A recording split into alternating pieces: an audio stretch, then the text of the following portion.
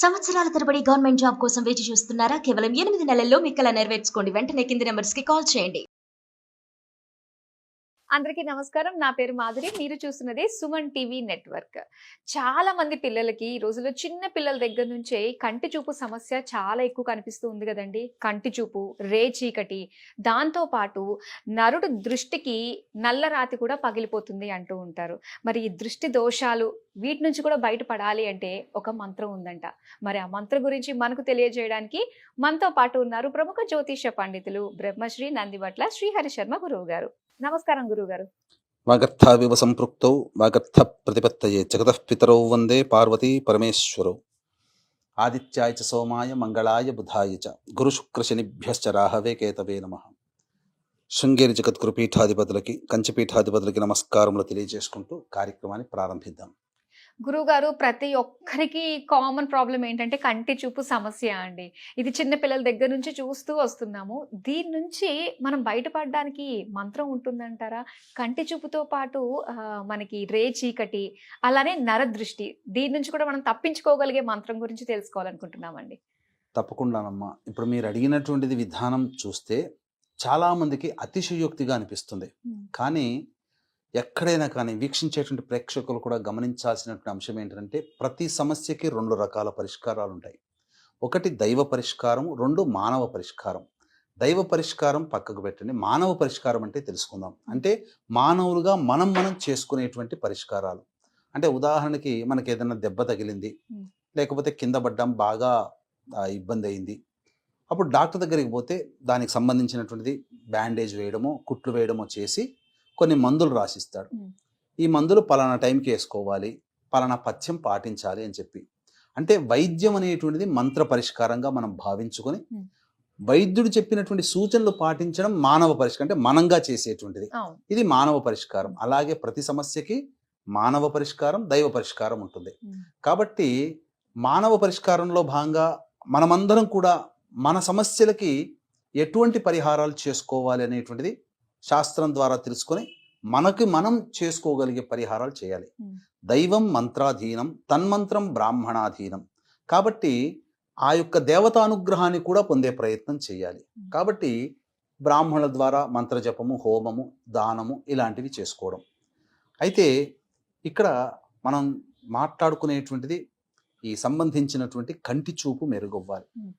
పుట్టినప్పటి నుంచి కూడా చిన్నపిల్లలు ట్యాబ్స్ చూసుకోవడము, మొబైల్స్ ఒకటే వాడుతూ ఉండడము, అలాగే సరి అయినటువంటి పోషక ఆహారములు లేకపోవడం వల్ల చిన్నతనంలోనే, అంటే 3వ తరగతి 5వ తరగతి ప్రారంభంలోనే పిల్లలకి పెద్ద పెద్ద కళ్ళద్దాలు, సోడా బుడ్డి కళ్ళద్దాలాగా పెద్దవి వచ్చేసేస్తున్నాయి.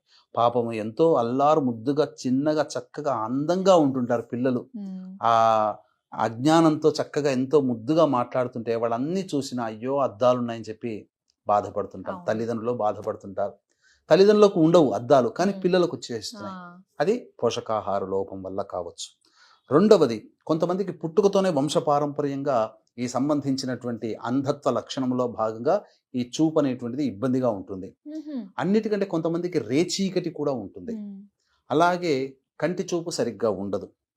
కాబట్టి ఇటువంటి వారికి అమ్మవారి నామం ఒకటి చేసుకుంటే అద్భుతమైనటువంటి ఫలితం ఉంటుందమ్మా. కాబట్టి ఆ అమ్మవారి నామాన్ని ఎలా చెయ్యాలి, ఏంటా నామము అనేటువంటిది ఇప్పుడు మనం తెలియచేసుకుందాం. ఆ అమ్మవారి నామమే ఓం ఉద్యద్భాను సహస్రాభాయై నమః. ఇది అంటే దీని అర్థం ఏంటి? కాంతి అనేటువంటిది అమ్మవారి యొక్క శక్తి. అంటే అమ్మవారు ఎవరో కాదు, కాంతే. అంటే సహస్ర అంటే 1000 అని అర్థం, కానీ సంస్కృతంలో దీని అర్థం అనంతము అని అర్థం.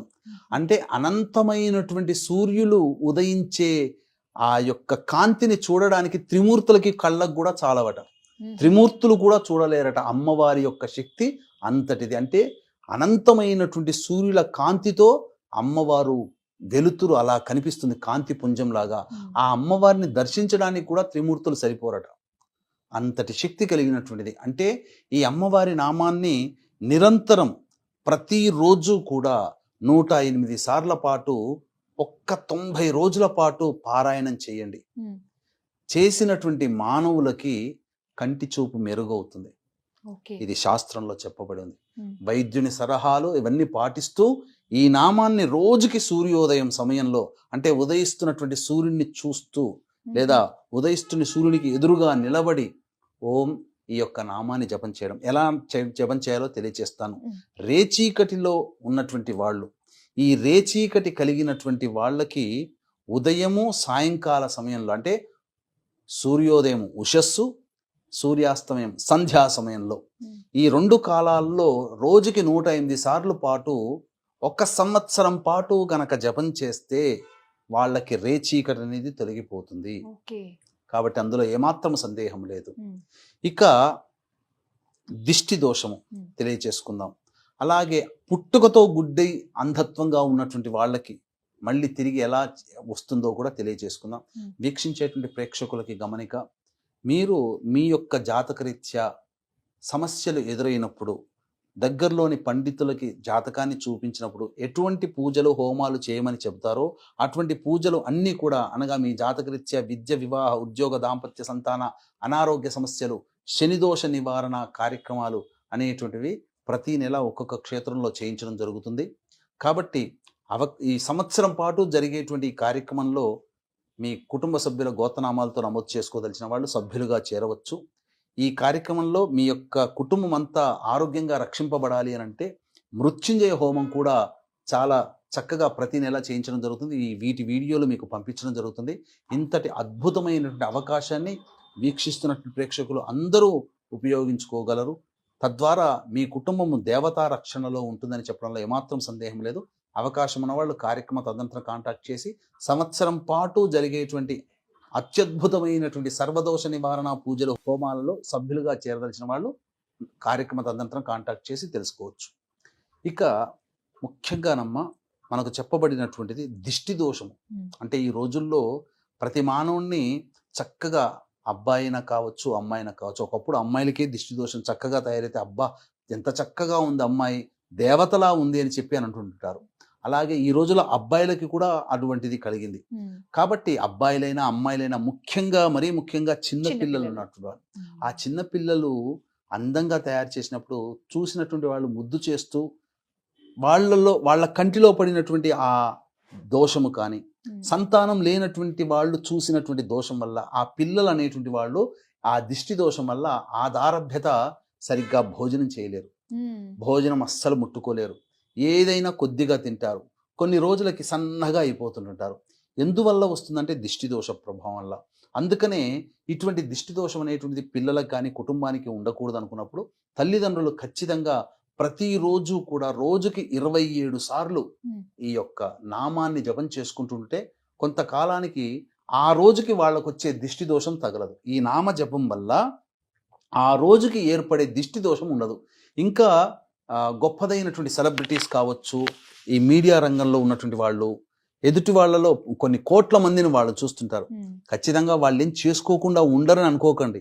ఖచ్చితంగా వాళ్ళు తమ యొక్క సంబంధించినటువంటి రూపాన్ని 10 మంది పొగడడం అనేటువంటిది దిష్టే, 10 మంది కళ్ళలో పడడం కూడా దిష్టే. కాబట్టి ఖచ్చితంగా వాళ్ళు ఇంటికి వెళ్ళిన తర్వాత వాళ్ళ తల్లిదండ్రులు ఖచ్చితంగా పెద్దవాళ్ళు చేస్తారు. ఇప్పటికీ కూడా బాలకృష్ణ గారు కానీ, పవన్ కళ్యాణ్ గారు కానీ, ఖచ్చితంగా ఎన్టీఆర్ గారు కానీ, ఖచ్చితంగా దేవతారాధనలు, రామ్ చరణ్ వాళ్ళు కానీ, చిరంజీవి కానీ ఖచ్చితంగా దేవతా పూజలు ఖచ్చితంగా చేసుకుంటారు.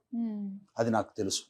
కాబట్టి ఇటువంటిది ప్రతిరోజు కూడా ఈ దిష్టి దోషం ఉండకుండా ఉండాలంటే రోజుకి 108 సార్లు ఎవరైనా చేయవచ్చు.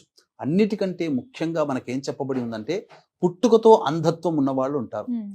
ఆ అంధత్వం ఉన్నవాళ్ళు అంటే పుట్టుకతోనే గుడ్డితనంగా ఉంటారు. కానీ ఇప్పుడున్నటువంటి టెక్నాలజీ ప్రకారంగా మనకు ఏమని చెప్పబడిందంటే కొంత వయసు వచ్చిన తర్వాత, అంటే ఒక వయసు వచ్చిన తర్వాత టెస్ట్ చేసిన తర్వాత ఎవరైనా కానీ ఈ రెటీనాని దానం చేయగలిగే వాళ్ళు ఉంటే, అంటే ఇప్పుడు కన్నుకి దానం చనిపోయిన తర్వాత వాళ్ళ కన్ను దానం చేస్తున్నారు, నేత్రదానం. నేత్రదానం ఎవరైనా చేస్తే వీళ్ళకి చూపు తెప్పించవచ్చు అని డాక్టర్లు చెప్తారు కదా. నేత్రదానం చేయగలిగే అవకాశం ఉన్నటువంటి వ్యక్తులు కనబడాలి, రావాలి అన్నా ఈ నామాన్ని గనక సంవత్సరం పాటు జపం చేస్తే ఖచ్చితంగా నేత్రదానం చేయడానికి ఎవరో ఒకరు ముందుకు వస్తారు. అంటే ఇది మాయా కాదు, ఇది వామకేశ్వర తంత్రంలో చెప్పబడి ఉంది. కాబట్టి నేత్రదానము అనడం అంటే ఈ పుట్టుకతో గుడ్డున్నటువంటి వాళ్ళకి చూపు కలిగే మార్గాలు వస్తాయి అని దీని అర్థం. ఎలా వస్తాయి మార్గాలు? ఒక మంచి వైద్యుడు వస్తాడు. ఏదో సినిమాల్లో జై పాతాళ భైరవి అన్నట్టుగా రాజమహళ్ళు రావు, అప్పటికప్పుడు ఏమీ ఆహార పదార్థాలు చేతిలోకి రావు. కాకపోతే ఈ మంత్ర జప ప్రభావం వల్ల ఆ నేత్రదానం చేయగలిగేటువంటి మార్గాలలో భాగంగా మంచి వైద్యుడు లభిస్తాడు, మంచి వైద్యం లభిస్తుంది. అన్నిటికంటే ఈ యొక్క కంటిని దానం చేసేవాళ్ళు కూడా వస్తారు. తత్ఫలితముగా వాళ్ళకి మళ్ళీ తిరిగి చూపు వస్తుంది. కాబట్టి ఎలా జపం చేయాలి అని అంటే, అమ్మవారి నామాలకు ఎప్పుడూ కూడా ఓం ఐం హ్రీం శ్రీం ఈ యొక్క నామాన్ని కాబట్టి ఓం ఐం హ్రీం శ్రీం ఉద్యద్భాను సహస్రాభాయై నమః అనే నామాన్ని ఈ విధంగా జపం చేసుకుంటే తప్పకుండా ఇప్పుడు చెప్పబడినటువంటి ఫలితాలన్నీ కూడా పొందుతారు. అలాగే ముఖ్యంగా దిష్టి దోషం తొలగిపోతుంది. సంతోషపడాలి అందరూ కూడా. చాలా సంతోషం గురుగారు. దృష్టి దోషాలు, దిష్టి దోషాల గురించి చాలా సవివరంగా మాకు తెలియజేసినందుకు ధన్యవాదాలు. సర్వం శ్రీ ఉమామహేశ్వర పరబ్రహ్మార్పణమస్తు.